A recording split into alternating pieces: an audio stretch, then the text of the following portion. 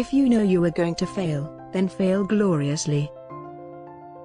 Things present themselves to you, and it's how you choose to deal with them that reveals who you are. We all say a lot of things, don't we, about who we are and how we think. But in the end it's your actions, how you respond to circumstance that reveals your character. I think that's what I love about my life. There's no maniacal master plan. It's just unfolding before me. I don't tell the truth, I tell what ought to be the truth. I think you need to have a healthy sense of doubt, because I think doubt leads to inquiry. You can only desire something that you've already had in your life. The less one can think about oneself, the more interesting and attractive one becomes.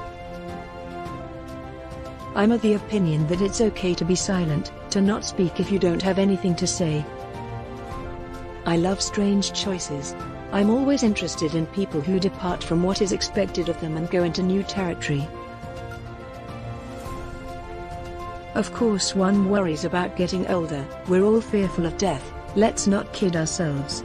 I'm simply not panicking as my laugh lines grow deeper. Who wants a face with no history, no sense of humor? I'm not dressing for anyone else. I don't really subscribe to other people's idea of what is beautiful. I just want to feel good.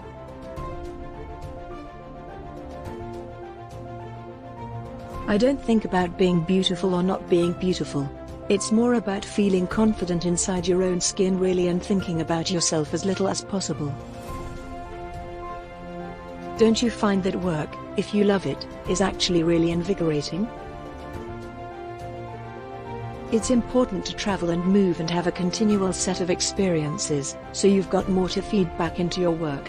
For me, it's a natural thing. I'm not interested in saying what people should or shouldn't do. It depends on how people feel about themselves.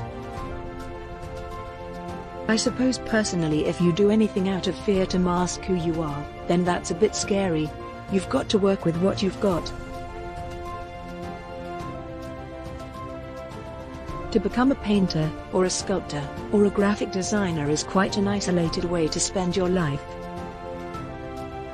You know you're a pessimist when you win an Oscar and think, oh God, I've peaked. I think often women can feel isolated, and feel like they get into a rut, and don't quite know how to get out of it. You learn an enormous lot through failure. If you think about Audrey Hepburn, I think she became more beautiful when she stopped being an actress and started working with humanitarian campaigns. The more engaged you can become, the more you can shed your self-consciousness.